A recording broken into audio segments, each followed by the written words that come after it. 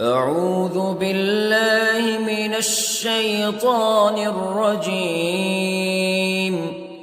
بسم الله الرحمن الرحيم. الرحمن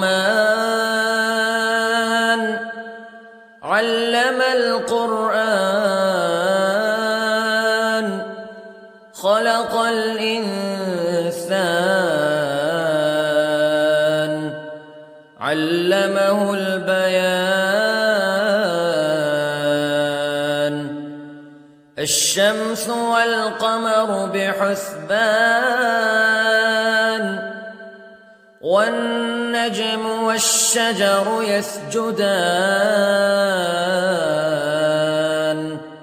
والسماء رفعها ووضع الميزان ألا تطغوا في الميزان وأقيموا الوزن بالقسط ولا تخسروا الميزان. والأرض وضعها للأنام فيها فاكهة والنخل ذات الأكمام والحب ذو العصف والريحان فبأي آلاء ربكما تكذبان. خلق الإنسان من صلصال كالفخار وخلق الجان من مارج من نار فبأي آلاء ربكما تكذبان. رب المشرقين ورب المغربين فبأي آلاء ربكما تكذبان. مرج البحرين يلتقيان بينهما برزخ لا يبغيان فبأي آلاء ربكما تكذبان. يخرج منهما اللؤلؤ والمرجان فبأي آلاء ربكما تكذبان. وله الجوار المنشآت في البحر كالأعلام فبأي آلاء ربكما تكذبان. كل من عليها فان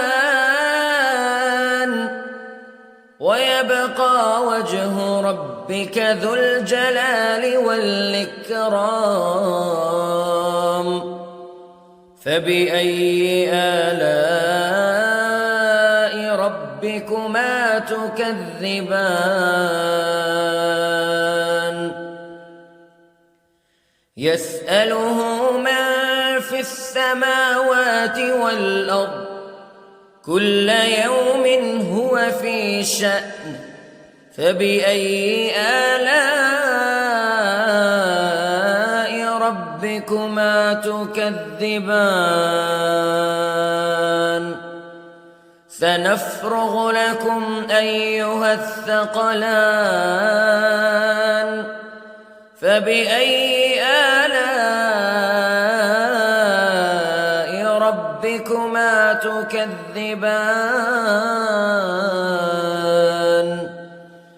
يا معشر الجن والإنس استطعتم أن تنفذوا من أقطار السماوات والأرض فانفذوا لا تنفذون إلا بسلطان فبأي آلاء ربكما تكذبان يرسل عليكما شواظ من نار ونحاس فلا تنتصران فبأي آلاء ربكما تكذبان فإذا انشقت السماء فكانت وردة كالدهان فبأي آلاء ربكما تكذبان فيومئذ لا يسأل عن ذنبه إنس ولا جان فبأي آلاء ربكما تكذبان يعرف المجرمون بسيماهم فيؤخذ بالنواصي والأقدام فبأي آلاء ربكما تكذبان هذه جهنم التي يكذب بها المجرمون يطوفون بينها وبين حميم آن فبأي آلاء ربكما تكذبان ولمن خاف مقام ربه جنتان فبأي آلاء ربكما تكذبان ذواتا أفنان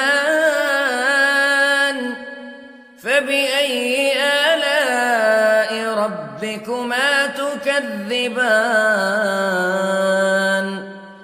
فيهما عينان تجريان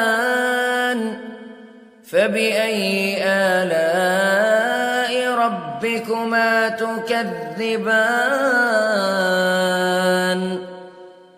فيهما من كل فاكهة زوجان فبأي آلاء ربكما تكذبان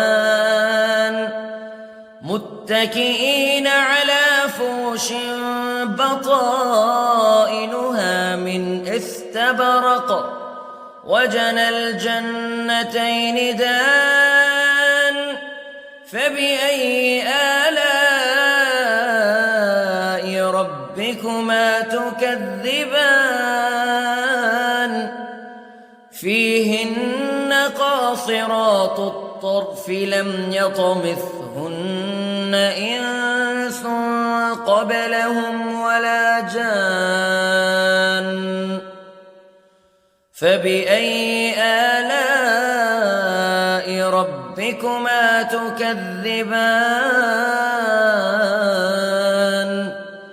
كأنهن الياقوت والمرجان فبأي آلاء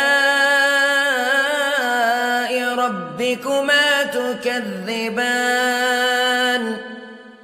هل جزاء الإحسان إلا الإحسان فبأي آلاء ربكما تكذبان ومن دونهما جنتان فبأي آلاء ربكما تكذبان مدهامتان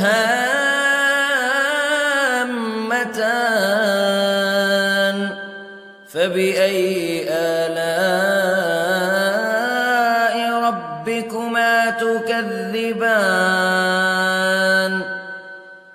فيهما عينان نضاختان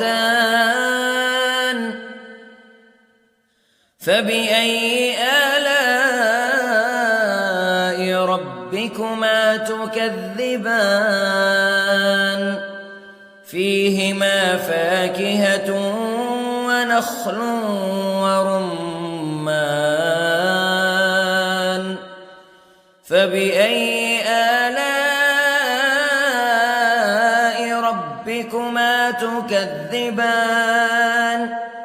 فيهن خيرات حسان فبأي آلاء ربكما تكذبان حور مقصورات في الخيام فبأي آلاء ربكما تكذبان لم يطمثهن إنس قبلهم ولا جان فبأي آلاء ربكما تكذبان متكئين على رفرف خضر وعبقري حسان فبأي آلاء ربكما تكذبان تبارك اسم ربك ذي الجلال والإكرام